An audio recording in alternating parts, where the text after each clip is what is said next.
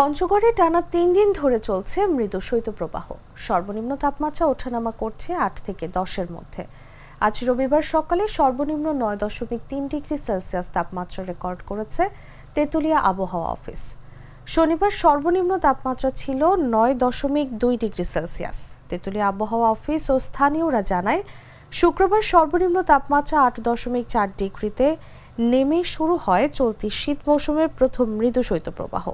তবে ৩ দিন ধরে সকালেই সূর্যের মুখ দেখা গেছে। আজ রবিবার সকালেও ঝলমলে রোদ ছড়িয়ে পড়ে চারদিকে। তবে প্রতিদিন দুপুরের পর হালকা কুয়াশার সঙ্গে উত্তরের হিমেল বাতাসে হাড় কাঁপানো শীত অনুভূত হয়। এতে দিনমজুর, কৃষি শ্রমিক সহ খেটে খাওয়া মানুষের দুর্ভোগ দেখা দিয়েছে। দুর্ভোগ বেড়েছে রিকশা ভ্যানের চালক সহ নিম্ন আয়ের মানুষদের।